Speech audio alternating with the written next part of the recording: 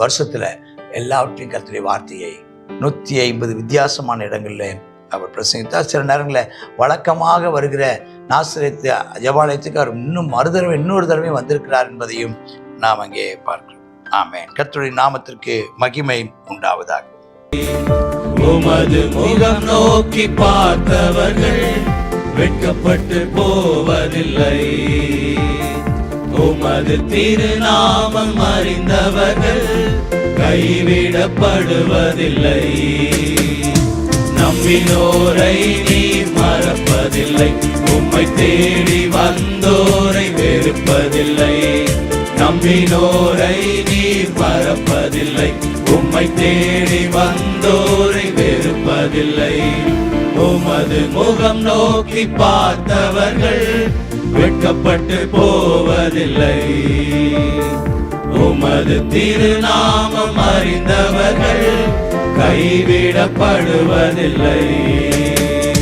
கர்த்தருடைய பரிசுத்த நாமத்திற்கு மகிமை உண்டாவதாக. ஆண்டவராய் இயேசு கிறிஸ்துவின் திருநாமத்தில் உங்கள் யாவரையும் நான் வாழ்த்தி வரவேற்கிறேன். கர்த்தர் உங்களை ஆசீர்வதிப்பாராக. நேற்றைய தினத்திலே இயேசு கிறிஸ்துவனுடைய ஞானஸ்நானம், அவர் அறிமுகப்படுத்த பரலோகத்திலிருந்து ஆவியானவர் அதை உறுதிப்படுத்துதல், அநேகருக்கு யோவானவரை அடையாளப்படுத்தி அறிமுகப்படுத்துதல், அதன் பின்பதாக இயேசு கிறிஸ்து அவர் ஆதாமின் மகன் என்பதை உறுதிப்படுத்தும்படி கிட்டத்தட்ட 76 தலைமுறைகளுடைய பெயர்களை குறிப்பிடுகிறதை நாம் பார்க்கிறோம். அதுக்கப்புறம் ஞானஸ்தானம் எடுத்த மறு கணமே அவர் என்ன செய்கிறார் என்றால், அவர் அடுத்ததாக சோதிக்கப்படுவதற்காக பரிசுத்த ஆவியினாலே நிறைந்தவராய் யோர்தானை விட்டு திரும்பி ஆவியானவரால் வனாந்தரத்துக்கு கொண்டு போகப்பட்டார். ஞானஸ்தானம் எடுத்து அறிமுகப்படுத்தப்படுகிறார். உடனே ஊழியத்து போகலை, அறிமுகப்படுத்தப்பட்ட உடனே போகலை. அதுக்கப்புறம் அவர் ஜெபம் பண்ண போனார். அந்த ஜெபம் பண்ண போனது எதற்காக என்றால், பிசாசினால் சோதிக்கப்படுவதற்காக. இன்னொரு விதத்தில் சொல்ல போனால் ட்ரைனிங், அவருக்கும் ஒரு 40 நாள் ட்ரைனிங் என்று இருந்தால் அது முடிஞ்ச உடனே ஒரு டெஸ்ட்டுன்னு ஒன்று இருக்கும். ஆமீன், ஸ்தோத்திரம். ட்ரைனிங்னாவே ட்ரையல்ஸ் ரொம்ப நிறைய இருக்கும், நிறைய ட்ரையல்ஸ் இருக்கும். ஆமாம், நிறைய டெம்டேஷன்ஸ் இருக்கும், அதுக்கப்புறம் டெஸ்ட்ஸ் இருக்கும். இந்த 3 காரியத்தில் அவர் ஜெயித்தார். என்னென்ன விஷயத்துலலாம் அவர் ஊழியத்துக்கு முன்பதாக ஜெயிக்கப்படணுமோ அதில் ஜெயித்தார். நமக்கு இந்த மாதிரி ஒரு 3 காரியங்கள். ஒன்று ஆகார விஷயத்தில் அவருக்கு ஒரு போராட்டம். ஆகாரம், பசி உண்டானதுக்கு அப்புறம் பிசாசு கேட்குறான், நீ தேவனுடைய குமாரனே ஆனால். அவன் எப்போவுமே செக் வைக்கிறது நம்முடைய ஐடி. நீ உண்மையிலேயே ஊழியக்காரனானால், நீ உண்மையிலேயே தேவனுடைய பிள்ளையானால், நீ இந்த கல்லை அப்பமாக்கும்படி செய்ய. கர்த்தர் உன் ஜெபத்தை கேட்பார்ல. அவன் சொன்னான், கர்த்தர் ஜெபத்தை கேட்பாரு, நீ சொல்லி நான் அதை செய்ய வேண்டியதில்லை. மனுஷன் அப்பத்தினால மாத்திரம் இல்லை, தேவனுடைய வார்த்தையினாலும் பிழைப்பான்னு சொல்லியிருக்கு. அவர் வார்த்தையின்படி நடப்பது தான் எங்களுக்கு முக்கியமே தவிர நீ சொல்லி சாப்பாடு எங்களுக்கு முக்கியம் இல்லை அப்படின்னு சொல்லிட்டார். 2வது அவருக்கு வச்சதான அடுத்தது, நீங்களும் நானும் ஜெயிக்க வேண்டிய அடுத்த 2வது விஷயம் என்னவென்றால், அவன் நேரடியாகவே அந்த ஈஸி மணி, ஈஸியாக பணத்தை பெற்றுக்கொள்கிற அந்த விதத்தை காட்டுகிறார். ஈஸியாகவே மகிமையை பெற்றுக்கொள்ளுதல், ஈஸியாகவே பிரபல்யம் அடைய பார்க்குதல், ஈஸியாகவே சம்பாதித்துக் கொள்ளுதல். சகல ராஜ்யத்தின் நிமிஷத்தில் ஒரு நிமிஷம் காட்டி, இவைகள் மேல அதிகாரம், இவருடைய மகிமையெல்லாம் உனக்கு தருவேன், இவர் எனக்கு ஒப்பு கொடுக்கப்பட்டிருக்கு. உண்மைதான். பிசாசு ஆதாம் அவனுக்கு ஒப்பு கொடுத்துட்டா, இதெல்லாம் தேவனுக்குரியது, ஆனால் ஒப்பு கொடுத்துட்டான். எனக்கு இஷ்டமானவர்களுக்கு நான் அதை கொடுக்குறேங்கிறார். இயேசு கிறிஸ்து சொல்கிற தேவனுடைய வார்த்தையும் இதே தான். எனக்கு இஷ்டமான கொடுக்குறேன். ஆனால் இவன் சொல்கிறான், நான் இந்த உலக ராஜ்யங்களை எனக்கு இஷ்டமானவருக்கு நான் கொடுத்து கொண்டு இருக்கிறேன், நான் கொடுக்குறேங்கிறான். அப்போ என்ன செய்யணும்? நீ பணிந்து கொண்டால் எல்லாம் உம்முடையது ஆகுங்கிறான். இயேசு சொன்னார், அப்பால பின்னால போய் சாத்தானே, உன் தேவனாய் கர்த்தரை பணிந்து கொண்டார் ஒருவருக்கே ஆராதனை செய்வாய். அவரை மகிமைப்படுத்த தான் வந்திருக்கேன் தவிர ஒன்றை வணங்கி நான் இந்த ராஜ்யத்தை பெற்றுக்கொள்வது என்னுடைய முக்கியமான நோக்கம் அல்ல, நான் தேவனை மகிமைப்படுத்துவதே என்னுடைய முக்கியமான நோக்கம், அவரை பணிந்து கொள்வதே என் வாழ்க்கையின் நோக்கம் அப்படின்னு சொல்லி அதை முக்கியப்படுத்தி போய் அடுத்து அதோட விடல். அவன் தேவாலயத்து உப்புரிக்கு மேலே அவர் தூக்கிட்டு போனான். அங்கேருந்து தீர்க்கு இப்போ பரவாயில்ல, என்னை கும்பிடாட்டான்னு பரவாயில்ல, ஜனங்களுக்கு முன்பதாக உனக்கு இருக்கிற வல்லமை எனக்கு தெரியும், எனக்கும் ஈக்குவலாக எனக்கு இருக்கிற வல்லமை ஈக்குவல் உனக்கும் இருக்குன்னு தெரியும், நீ இப்போ குதிச்சு நீ யாருன்னு மக்களுக்கு காட்டு ஆமாம், தூதர்கள் வந்து உன்னை தையில ஏந்திட்டு போவாங்கல்ல, அப்போ எல்லாரும் உன்னை பார்த்து ஆமாம் நீ தேவனுடைய குமாரன் என்று ஏற்றுக்கொள்வார்கள்ல, அப்போ தேவனுடைய குமாரன் என்று ஏற்றுக்கொள்வதற்கு ஆமாம் சில காரியங்களை செய்யுங்க. அப்போ சொன்னார், உன் தேவனாய கர்த்தரை பரீட்சை பாராதிருப்பாயாகன்னு சொல்லியிருக்குது. நான் அவரை பரீட்சை பார்க்க வேண்டிய அவசியம் இல்லை. ஒருவேளை எல்லாம் கீழே அவன் தவறுதலாய் நான் விழுந்தாலும் அவர் என்னை தாங்கிக் கொள்வார். அவர் செய்வாரா செய்ய மாட்டான்னு கேட்க வேண்டியதில்லை. நான் முழுமையாக அவரை அறிந்திருக்கிறேன். நான் அவரை அறிந்திருக்கிறபடியால் அவர் என்னை முற்றிலும் பொறுப்படுத்திக் கொள்வார் என்று அதை தாண்டி விட்டார். பாதுகாப்புக்காக காரியத்தையோ பிரபல்யம் ஆவதற்காகவோ அல்லது மகிமையை பெற்றுக்கொள்வதற்காகவோ அல்லது இந்த பூலோக ஆகாரமும் பூலோக ஆகாரம் மட்டும் இல்லாமல் அன்றாடக தேவைகளோ முக்கியம் அல்ல, எனக்கு கிறிஸ்து தேவனே எனக்கு முக்கியம் என்று சொல்லி முக்கியப்படுத்தினார். அவர் தேவன் தான் எனக்கு முக்கியம் என்று சொன்னார். நீங்களும் நான் இயேசுதான் முக்கியம் என்று சொல்லுவோம், நாம் ஜெயித்து விடலாம். அது முடிஞ்சு ஜெயிச்சதுக்கு அப்புறம் வர்றார். போகும்போது ஆவியானவரால் கொண்டு போகப்பட்டார். வரும்போது ஆவியானுடைய பலத்தினால் வரும். நாம் அடுத்த ஒரு ஸ்டெப், நாம் சோதிக்கப்பட்ட பிற்பாடு நாம் பொன்னாக விளங்குகிறோம். நம் ஆண்டவர் நிரூபித்தார் என்னென்ன காரியங்களில் எனக்கு உலக பிரகாரமான அடிப்படை தேவைகளை விட இயேசு முக்கியம். முதலாவது என்னுடைய ராஜ்யத்தையும் நீதி தேடுங்கள், அப்படி எல்லாம் கூட கொடுக்கப்படும். ரெண்டாவது, நான் எனக்கு இந்த உலகத்தின் மகிமையை காட்டிலும் உலக ராஜ்யத்தை நான் சம்பாதிப்பதை காட்டிலும் நான் தேவனை மகிமைப்படுத்துவது தான் என் வாழ்க்கையின் மிக முக்கிய நோக்கம் அப்படின்ட்டு வர்றார். மூணாவதாக அவர் சொல்லுகிறார், ஆமென் ஸ்தோத்திரம், நான் பிரபல்யம் அடைய வேண்டியதில்லை, தேவனுடைய வசனத்தை நான் என்ன செய்ய வேண்டியதில்லை, நான் டெஸ்ட் பண்ணி பார்க்க வேண்டியதில்லை. அது ஏற்கனவே அது பல முறை உருக்கி எடுத்து ஆமென் அது ஆமென் எல்லா விதமான சோதனைகளுக்கும் உட்பட்டு அது நிரூபிக்கப்பட்ட வசனம். நான் புதுசாக அதை நிரூபிக்க வேண்டிய அவசியம் இல்லை. ஆண்டவர் எனக்காக எதையும் எப்பொழுதும் எனக்கு செய்ய வல்லமையுள்ளவராக, ஏதாகிலும் செய்ய அவர் போதுமானவராக இருக்கிறார் என்று முழுமையாக ஜெயித்து வருகிறதை பார்த்து பின்பதாக ஜெபாலயங்களில் அவர் ஜெபாலயங்களில் உபதேசித்தார். எல்லாரும் அவரை புகழ்ந்தார்கள். அடுத்து 16ஆம் வசனத்திலிருந்து வரும்போது அப்போ முதல் பகுதி முடிஞ்சிச்சு. சோதனையும் வெற்றியும் பலமும். அப்புறம் தான் வளர்ந்த ஊராக நாசரேத்துக்கு வர்றாரு. அங்கேயும் ஜெபாலயத்துக்கு போகிறாரு. அங்கே ஜெபாலயத்தில் ஒரு தேவனுடைய புஸ்தகம் கொடுக்குறாங்க, நியாயப்பிரமாணம். அதை என்ன செய்கிறாருன்னா அதை வாசிக்கும்போது ஏசாயா தீர்க்கதரிசன புஸ்தகத்தை அதில் கண்டுபிடிக்கிறார். ஏசாயா தீர்க்கதரிசன புஸ்தகம் 61ஆம் அதிகாரம் 1-2 வசனங்களை அதை எடுத்து, கர்த்தருடைய ஆவியானவர் என்மேல் இருக்கிறார், தரித்திரருக்கு சுவிசேஷத்தை பிரசங்கிப்படி என்னை அபிஷேகம் பண்ணினார், இருதய நறுங்குண்டவர்களை குணமாக்கவும், சிறைப்பட்டவர்களுக்கு விடுதலையும், குருடருக்கு பார்வையை பிரசித்தப்படுத்தவும், நொறுங்குண்டவர்களை விடுதலையாக்கவும், கர்த்தருடைய அனுக்கிரக வருஷத்தை பிரசித்தப்படுத்தவும் அனுப்பினார் என்ற வார்த்தையை அவர் பார்க்குறார். என்னெல்லாம் செய்கிறான்னு பாருங்கள், அவர் விஷயங்களை பாருங்கள். முதலாவது, அவர் சுவிசேஷத்தை, தரித்திரன்னு சொல்லும்போது ஏழைகளுக்கும் எளியவர்களுக்கும் படிப்பறிவு இல்லாதவர்களுக்கும் ஆமென் ஸ்தோத்திரம் எல்லாருக்கும் அவர் என்ன செய்கிறாரா, ஆமென் சுவிசேஷத்தை பிரசங்கிக்கிறவராக இருக்கிறார். ரெண்டாவது, இருதயம் நொறுங்குண்டவர்களை குணமாக்குகிறார்கள். மூணாவது, சிறைப்பட்டவர்கள், பிசாசினால் சிறைப்பட்டவர்களை விடுதலையாக்கிறார். நாலாவது, குருடன், கண்கள் இருந்தும் பார்க்க முடியாதபடி ஆமென் தங்களுடைய நிலையையும் பிறருடைய நிலையும் தேவனை குறித்து சித்தத்தை அறிய முடியாத குருடலுக்கு பார்வை. உண்மையான ஆமென் ஸ்தோத்திரம் இந்த மாம்சீக குருடையும் சுகமாக்குகிறார். நொறுங்குண்டவர்கள், அங்கே என்ன முதல்ல பார்த்தது நறுங்குண்டவர்கள்னா நெருக்கப்பட்டவங்க, இங்கே மற்றவங்களால் காயப்பட்டவங்க. ரெண்டுமே நறுங்குண்டவர்கள்னா அவர்கள் அடிமைப்படுத்தப்பட்டவர்கள் மற்றவங்களால், இது மற்றவங்களால் காயப்பட்டவர்கள் விடுதலையாக்க வந்தார். 5. ஆறாவது என்னென்னு பார்க்குறோம், அனுக்கிரக வருஷத்தை பிரசித்தப்படுத்தும். இந்த நொறுங்குண்டவர்களும் நறுங்குண்டவர்களும் சின்ன ஒரு வித்தியாசம் இருக்குது. நறுங்குண்டவர்கள் அப்படின்னா அவங்க பலவீனமானவங்க, நொறுங்குண்டவர்னா மற்றவங்களால் பலவீனப்படுத்தப்பட்டவங்க.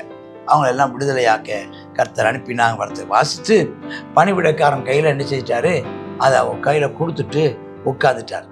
எல்லாரும் அவளை பார்த்துட்டு இருக்காங்க. என்ன சொல்ல போகிறாரோ அதுலேருந்து என்ன வார்த்தை சொல்ல போகிறார். அப்போ சொன்னார், உங்கள் காதில் கேட்க இந்த வேத வாக்கிய தினம் நிறைவேறிடுச்சு அப்படின்ட்டு. அதாவது என்ன அர்த்தத்தில்னா, இது நான் தான் அப்படின்னு அவர் சொல்லாமல் நிறைவேறிட்டுருந்தார். அது எப்போவுமே அவர் பேசும்போது அது மற்றவங்களால் புரிந்து கொள்ளக்கூடியவங்களால் மட்டும்தான் புரிந்து கொள்ள முடியும். நிறைவேறிற்று, என்னை அனுப்பினான்னு கண்டு ஆண்டவரே அவரே தன்னை குறித்து சொல்லப்பட்ட வசனத்தை வாசித்து நிறைவேறிடுச்சுன்னு சொல்கிறார். எல்லாரும் அவருக்கு நற்சாட்சி கொடுத்து அவர் வாயிலிருந்து புறப்பட்ட கிருபையுள்ள வார்த்தைகளை குறித்து ஆச்சரியப்பட்டாங்க. ஆனால் ஆச்சரியப்பட்டார்களே தவிர விசுவாசிக்கவில்லை. அதாங்க வார்த்தை. ஆச்சரியப்பட்டாங்க, விசுவாசிக்கலை. இவன் யோசேப்பின் குமாரன் அல்லவா என்றார். அவங்களால என்ன செய்ய முடியல. இது தேவக்கு அங்கே சொல்லப்பட்டிருக்கு, சொன்ன உண்மைதான், இந்த வசனம் நிறைவேறிச்சுன்னு சொல்கிறார். ஆனால் இவர் யோசேப்பின் குமாரன் அல்லவா, இவர் தேவனுடைய தேவகுமாரனா அப்படின்னு. அப்போ அவர் அவர்களை பார்த்து, வைத்தியனே உன்னைத்தானே குணமாக்கி கொள்ளுங்கிற பழமொழியை சொல்லி, நாங்கள் கேள்விப்பட்டபடி கப்பர்நகூமில் உன்னால் செய்யப்பட்ட கிரியைகள் எவைகளோ அவைகளை உன் ஊராகி விடுத்து செய்ய நீங்கள் என்னுடன் சொல்லுவீர்கள் என்பது நிச்சயம். நான் அற்புதங்களையும் அடையாளம் செஞ்சு நிரூபிக்கணும்னு நினைக்கிறீங்க, அதை நான் செய்ய போகிறதில்லை. தீர்க்கதரிசி தன் ஊரில் அங்கீகரிக்கப்பட மாட்டான் என்று மெய்யாகவே உங்களுக்கு சொல்லுகிறேன். ஆனாலும் என்னை நான் அறிமுகப்படுத்த வேண்டியது அவசியம் என்பதால் சொன்னேன்னு சொல்லிட்டார். சொல்லிட்டு அவர் சொல்கிறாரு, சில வார்த்தைகளை சொல்கிறார், இந்த விசுவாசிக்கிற விஷயத்தை சொல்கிறார். எலியாவின் நாட்களில் 3 வருஷம் 6 மாதம் அடைபட்டு தேசம் பஞ்சம் உண்டாயிருச்சு. நிறைய பேர் இஸ்ரவேலில் விதவை இருந்தாங்க. ஆனாலும் சீதோன் நாட்டில் உள்ளதான சாரிபாத்துங்கிறதுல ஒரு அம்மா இடத்துக்கு தான் அனுப்பப்பட்டாரே தவிர, அந்த அம்மா தான் விசுவாசத்துக்கு ஏற்றவங்களாக இருந்தாங்களே தவிர இங்கே யாரும் இல்லை. விசுவாசிக்கிறவர்களுக்கு தான் அற்புதங்கள். அடுத்தது எலிசா தீர்க்கதரிசியின் காலத்தில் இஸ்ரவேலருக்குள்ள நிறைய குஷ்டரோகி இருந்தாங்க. ஆனாலும் புறஜாதியான சீரியா தேசத்தான் நாகமான் தான் விசுவாசித்து சுகத்தை பெற்றுக்கொண்டார். அப்போ இது என்னன்னா, அப்போ என்ன சொன்ன வந்தாங்க, உடனே உங்களுக்கெல்லாம் கோபம் உண்டாச்சு, நாங்கள் உங்களை விசுவாசிக்கலன்னு எங்கள் மேலே திட்டுறியா என்ன? அது மட்டும் இல்லை, இவங்க மெயினாக இவங்க கோபம் உண்டதுக்கு மெயின் காரணம் என்னென்னா, ஆண்டவர் எடுத்தாண்ட 2 உதாரணமும் புறஜாதிங்கிற வார்த்தையவே கேட்க மாட்டாங்க. புறஜாதிங்கிற வார்த்தையே கேட்க மாட்டாங்க. நீங்கள் பார்த்தீங்கன்னா பவுல் அப்போஸ்தலன் புறஜாதியாரிடத்தில் கர்த்தரை அனுப்புகிறார்னு சொன்ன வார்த்தையில உடனே கல்லறிய பார்க்குறாங்க. அவங்க புறஜாதிகளை மதிக்கிறதே இல்லை, மரியாதை கொடுப்பதும் இல்லை, அவர்களை ஒரு மனிதர்களாகவே ஒரு பொருட்டாகவே எண்ணுவதில்லை. கோபப்பட்டாங்க. உடனே அவரை புறம்பே தள்ளி தங்கள் ஊர் கண்மலையிலிருந்து செங்குத்தானத்தை கட்டப்பண்ண செங்குத்தான கீழே தள்ளணும்னு நினைச்சாங்க. அவரோ நடுவிலிருந்து மறைஞ்சு போனார்ப்பா. கர்த்தருக்கு ஸ்தோத்திரம் உண்டாவது. அவர் தான் யார் என்று அவர்களுக்கு வெளிப்படுத்தினாலும் அவர்களால் அதை என்ன செய்ய முடியவில்லை, அதை விசுவாசிக்க முடியவில்லை. ஆமென், ஸ்தோத்திரம். கொஞ்சம் சிலர் விசுவாசித்தார்கள், பலர் வெறுத்தார்கள்னு பார்க்கலாம். சிலர் விசுவாசித்தார்கள், பலர் விசுவாசிக்கவில்லைன்னு சில இடங்களை வாசிக்கிறோம். பலர் விசுவாசித்தார்கள், சிலர் விசுவாசிக்கவில்லைன்னு பார்க்குறோம். இங்கேயோ சொந்த ஊரில் அவர் யோசேப்பின் குமாரன் என்று, அவர் தேவகுமாரனாக யாரும் அடையாளம் கண்டுகொள்ளவில்லை. அவர் தாவீதின் குமாரனாக மத்தேயு எழுதினாலும் எல்லாரும் அடையாளம் கண்டுகொள்ளவில்லை. மார்க்கும் அவர் தேவனால் அனுப்பப்பட்டவர் என்றும் தேவனுக்காய் செயல்படும் என்று வெளிப்படுத்தியோ அடையாளம் கண்டுகொள்ள. இங்கே இயேசுவும் தன்னை தேவகுமாரனாக வெளிப்படுத்தி கொண்டே இருக்கிறார். கண்கள் குருடாக்கப்பட்டிருக்கு. அப்புறம் கப்பர்நகூம்ங்கிற ஊருக்கு வர்றார். அதான் அவருடைய ஹெட் குவார்ட்டர் மாதிரி வச்சுருந்துருக்கார். அங்கே பலதரப்பட்ட மக்கள் குடியிருக்காங்க. வெறும் யூதர்கள் மட்டும் இல்லை, பல நாட்டு மக்கள். ஆமாம், புறஜாதிகள் ஊருன்னு சொல்லலாம் கப்பர்நகூம். அங்கே ஓய்வு நாட்களில் ஜனங்கள் போதனம் பண்ணுறார். வசனம் மற்றவங்க போதிக்கிறத விட அதிகாரம் உள்ளதாக இருந்துச்சான். பார்த்து விசுவாசித்தாலுங்க வார்த்தை வராமல் அங்கேயும் ஆச்சரியப்பட்டாலும் இருக்கு. நிறைய பேர் ஆச்சரியப்படுகிறார்கள். நாம் ஆச்சரியப்படுவதற்காக பிரசங்கிக்கவில்லை, விசுவாசிக்கிறதற்காக பிரசங்கிக்கிறோம். அல்லேலூயா. ஆச்சரியப்படுவதற்காக மற்றவங்க பாராட்டணுங்கிறதுக்காக நம்ம பிரசங்கிக்கப்படவில்லை, ஜனங்கள் விசுவாசிக்கணுங்கிறதுக்காக பிரசங்கிக்கிறோம். சரி, ஜெபாலயத்தில் அசுத்தாயப்படுத்திருந்த ஒரு மனுஷன் இருந்தானா, எங்கே ஆலயத்தில், எங்கே உள்ள கப்பர்நகூமில் உள்ள ஒரு ஜெபாலயத்தில். அவன் நசரனா இயேசுவே உமக்கு எங்களுக்கு என்ன, கெடுக்கவா இன்னார்னு எனக்கு தெரியும், நீ தேவனுடைய பரிசுத்தர்னு சத்தம் போடுறான். சாத்தான் அவனுக்கு ஆமாம், சாத்தான் இன்னைக்கும் தெரியும். பிசாசு தான் நிறைய அட்வர்டைஸ்மெண்ட்டு. ஆமாம், அவன் பரிசுத்தர் சத்தம் போடுறான். பேசாமட்டு போங்கிறாரு. அது கீழே விழுந்து ஓடிடுச்சு. அப்பவும் எல்லாரும் ஆச்சரியப்படுறாங்க. என்ன வார்த்தையோ, என்ன அதிகாரமும் வல்லமையாக பேசுகிறாரு, பிசாசெல்லாம் ஓடுதே அப்படின்னு பேசிக்கிட்டாங்களே தவிர அவரை விசுவாசிக்கவோ அவரை பின்பற்றவோ அவன் முன்னெடுக்கலை. அவருடைய கீர்த்தி எல்லாம் பரவிச்சு. எப்படி பரவிச்சு? அவர் ஒரு அற்புதம் செய்கிறவர்னு பரவிச்சு. அவர் ஒருவேளை தீர்க்கதரிசி என்று பரவியிருக்கும். ஆனால் அவர் தீர்க்கதரிசியிலும் மேலானவர். இல்லையா? அவர் மோசையை விட மேலானவர், தீர்க்கதரிசிகளை விட மேலானவர். அப்புறம் அந்த ஆலயத்திலிருந்து பிறகு என்ன செய்கிறாருன்னா, சீமோனுடைய அந்த பேதுரு வீட்டுக்கு போகிறாரு. அந்த அம்மாவுக்கு ரொம்ப சுகவீனமாக இருக்கிறாங்க. அதை உடனே ஜெபம் பண்ணுகிறாரு. அந்த அம்மாவுக்கு சுகமாகி விடுகிறது. அதன் பின்பதாக நிறைய பேரை சூரியன் அஸ்தமித்த போது பல பேர் வர்றாங்க. பல வியாதிகளால் வருத்தப்பட்டு கொண்டு வந்தாங்க. எல்லாருமேலும் கைகளை வைத்து அவரை சுகமாக்கினார். பிசாசுகளும் அவர் தேவனுடைய குமாரனை கிறிஸ்துன்னு அறிக்கையிட்டது, சில தேவனுடைய பரிசுத்தர் என்று அறிக்கையிட்டது. அவர் எல்லாம் அதுக்கு மேலே பேசாதான்னு சொல்லி, ஆனாலும் அதை மக்கள் கேட்டார்கள். மக்கள் அதை கேட்கும்படி செய்தார். அப்புறம் துரத்திட்டார். அதுக்கப்புறம் மற்ற நகர்களுக்கெல்லாம் இயேசு போகிறார். உதயமாகுது, வனாந்திரமான ஒரு இடத்துக்கு போகிறார். திரளான ஜனங்களை அவரை தேடி அவர் இடத்துக்கு வந்து தங்களை விட்டு போகாதபடிக்கு அவர் வேண்டிக் கொள்கிறாங்க. அவரோ இல்லை, நான் இங்கேயே இருக்க முடியாது, மற்ற ஊர்களுக்கும் தேவனுடைய ராஜ்யத்தை குறித்து பிரசங்கிக்கணும்னு சொல்லி அதற்காக அனுப்பப்பட்டேன்னு போகிறார். எல்லா இடங்களையும் கலிலேய நாட்களில் கிட்டத்தட்ட எல்லா ஜெபாலயங்கள்லேயும் அந்த ஓய்வு நாட்களில் அவர் பிரசங்கித்திருக்கிறார். சொல்லப்போனால் அவர் ஒரு சில ஓய்வு நாளை தவிர மற்ற எல்லா ஓய்வு நாட்களிலும் அவர் பிரசங்கித்திருக்கிறார். ஸ்தோத்திரம். சொல்லப்போனால் அவர் ஒரு 150 ஞாயிற்று ஓய்வு நாட்களை கடந்திருப்பார். 150 ஓய்வு நாட்கள், 3 வருஷத்தில் எல்லாவற்றையும் கர்த்தருடைய வார்த்தையை 150 வித்தியாசமான இடங்களில் அவர் பிரசங்கித்தார். சில நேரங்களில் வழக்கமாக வருகிற நாசரேத்து ஜெபாலயத்துக்கு அவர் இன்னொரு தடவை வந்திருக்கிறார் என்பதையும் நாம் அங்கே பார்க்கிறோம். ஆமென். கர்த்தருடைய நாமத்திற்கு மகிமை உண்டாவதாக. God bless you.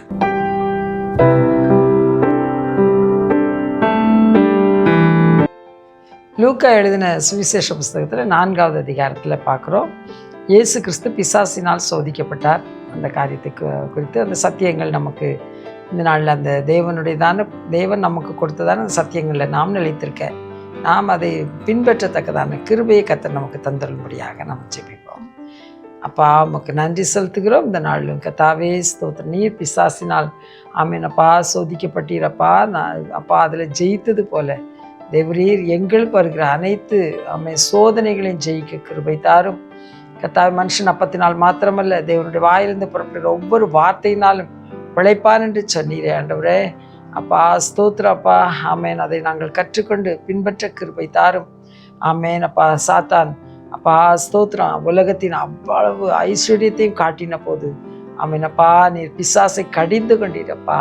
ஆமேனப்பா ஸ்தோத்திரம். எனக்கு பின்னாக போ சாத்தானே, தேவனாகிய கர்த்தர் ஒருவரையே பணிந்து கொண்டு அவரையே சேவிப்பாயாக என்று எழுதியிருக்கிறேன்னு சொன்னீரப்பா.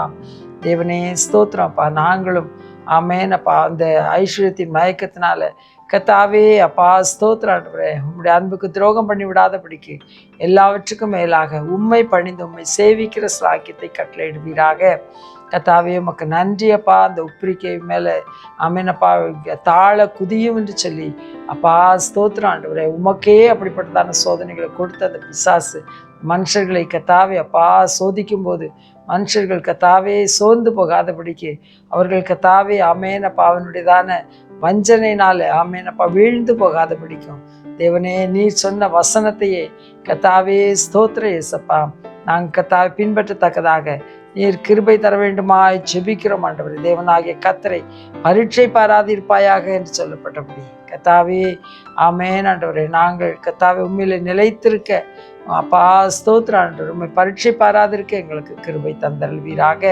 கர்த்தாவே. உமக்கு நன்றி ஆண்டவரே. ஸ்தோத்திர இயேசப்பா. ஸ்தோத்திரம் ஸ்தோத்திரம் ஸ்தோத்திரம் அப்பா. இருதயம் நொறுங்குண்டவர்களுக்கு அப்பா நாங்கள் காயங்கட்ட எங்களுக்கு அப்பா கிருபை தரித்திரருக்கு சுவிசேஷத்தை அறிவிக்க உதவி செய்யும்.